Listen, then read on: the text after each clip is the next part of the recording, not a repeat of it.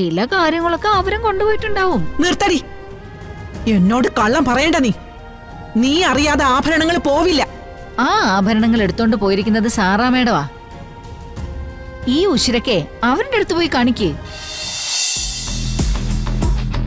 പ്രിയങ്കേ, വരുന്നു മുത്തശ്ശി.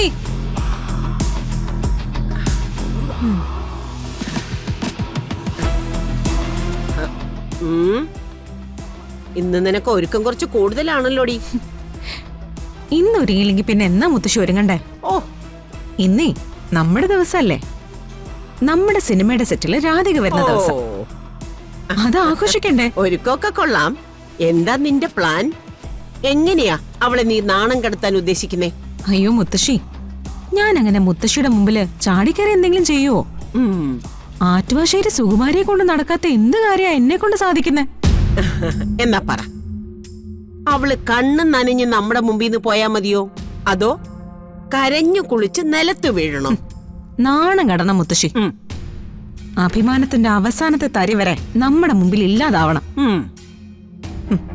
എന്നിട്ട് പറ്റുമെങ്കിൽ, മുത്തശ്ശി കൊണ്ട് സാധിക്കുമെങ്കിൽ, എന്റെയോ മുത്തശ്ശിയുടെയോ കാല് പിടിച്ച് മാപ്പ് പറയുന്ന ഒരവസ്ഥയിലേക്ക് അവളെ കൊണ്ടുവന്ന അതൊക്കെ കഴിയുമ്പോ ഞാൻ മുത്തശ്ശിക്ക് കെട്ടിപ്പിടിച്ചൊരു ഉമ്മ തരും. വല്ലാത്ത കൈക്കൂലി തന്നെ. പക്ഷേ പറഞ്ഞിട്ട് കാര്യമില്ലല്ലോ. എന്റെ കൊച്ചുമോളുടെ മനസ്സുഖത്തിന് ഇതെങ്കിലും മുത്തശ്ശി ചെയ്തു തരണ്ടേ? നിന്റെ അപേക്ഷ മുത്തശ്ശി മനസ്സിലെടുത്തു വെച്ചിട്ടുണ്ട്. അത് മതി. മുത്തശ്ശിയുടെ മനസ്സിലതുണ്ടെങ്കിൽ ഇന്ന് രാധികയ്ക്ക് പൊന്നോണമാ.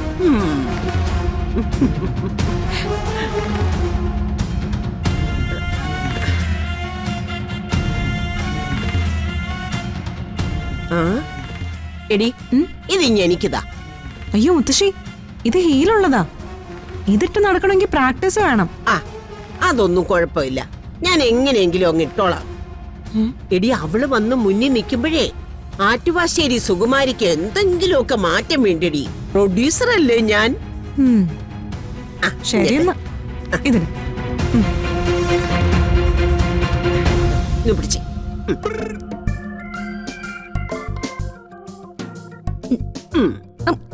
മെല്ലെ. അയ്യോ വീഴല്ലേ.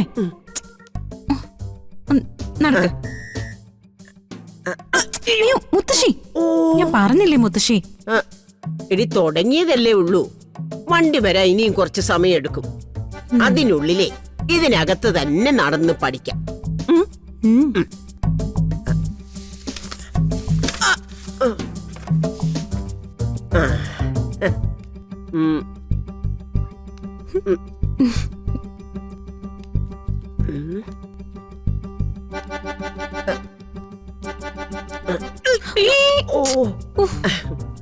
കുറച്ച് ബുദ്ധിമുട്ടാ, എന്നാലും ഇരിക്കട്ടെ.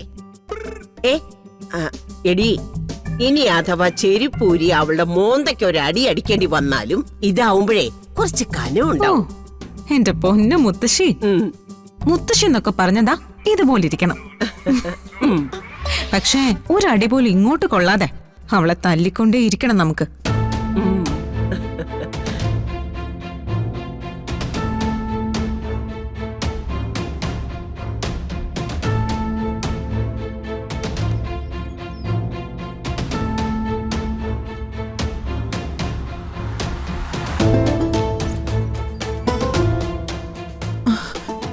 എവിടെ ഇത്? കാണുന്നില്ലല്ലോ. പത്മിനി, എന്താ അമ്മേ? എന്താ? ഷെൽഫിന്റെ താക്കോല് ഞാൻ ചോദിച്ചപ്പോ ഉർവശി തന്നു. പക്ഷേ ആഭരണ പെട്ടിയൊന്നും ഇതിന്റെ അകത്ത് കാണുന്നില്ല. അമ്മ ഒന്ന് മാറിക്കേ, ഞാൻ നോക്കാം.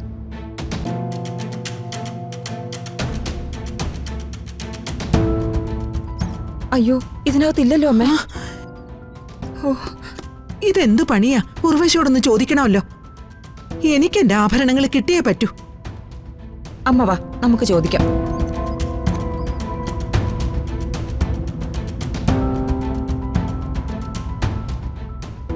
ഉർവശി, ഒന്ന് പതുക്കെ വിളിക്കാമേ, മനുഷ്യൻ പേടിച്ചു പോവല്ലോ. ഷെൽഫിലിരിക്കുന്ന എന്റെ ആഭരണങ്ങളൊക്കെ എവിടെ? എനിക്കറിയില്ല. അതെന്താ നിനക്ക് അറിയില്ല എന്ന് പറഞ്ഞേ? ഷെൽഫിന്റെ താക്കോല് നിന്റെ കയ്യിലായിരുന്നില്ലേ? ആ, താക്കോല് ഞാൻ എന്റെ സ്വന്തം ഇഷ്ടപ്രകാരം കയ്യിൽ വെച്ചതല്ല. ഈ വീടിന്റെ ഉടമസ്ഥൻ കണിമംഗലം ചന്ദ്രശേഖരൻ, അതായത് എന്റെ ഭർത്താവിന്റെ കയ്യിൽ തന്നതാ.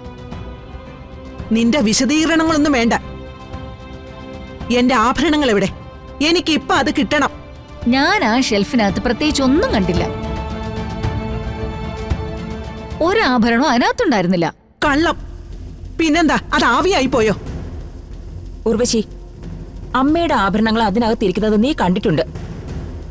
അത് ഏതൊക്കെ ആഭരണങ്ങളാണെന്ന് നിനക്ക് വ്യക്തമായിട്ട് അറിയാം. ഞാൻ എടുത്തിട്ടില്ല. ചിലപ്പോ ഉടമസ്ഥൻ എടുത്തു കാണും. ഏതുടമസ്ഥൻ? കണിമംഗലത്തിന്റെ ഉടമസ്ഥൻ. കണിമംഗലം തിരിച്ചു പിടിച്ചവർക്ക് കണിമംഗലം എടുക്കാം. പക്ഷേ എന്റെ ആഭരണങ്ങൾ എടുക്കാനുള്ള അവകാശമില്ല. അതെന്ത് വർത്താനമ്മേ? ബാങ്കുകാര് ജപ്തി ചെയ്യാൻ വന്നതേ ഈ വീടിന്റെ സ്ഥാവര ജംഗമ വസ്തുക്കൾ ഒന്നിച്ചാ. അതില് അലമാരയിരിക്കുന്ന ആഭരണങ്ങളും പെടും, അടുക്കളയിലിരിക്കുന്ന ചട്ടിയും കലവും പെടും. പണം ചെലവാക്കിയതും തിരിച്ചു പിടിച്ചതും സാറാ മേഡം അല്ലേ?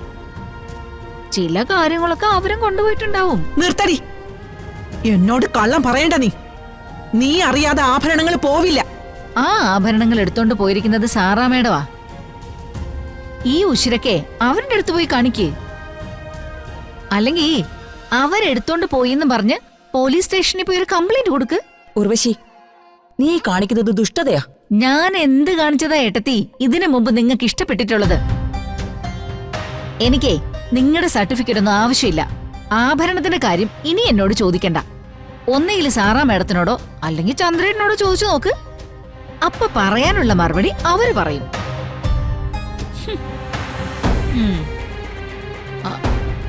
ഓ, ഇനി കണിമംഗലം തമ്പുരാട്ടിമാര് അണിഞ്ഞൊരുങ്ങി ഇറങ്ങാൻ പോവല്ലേ?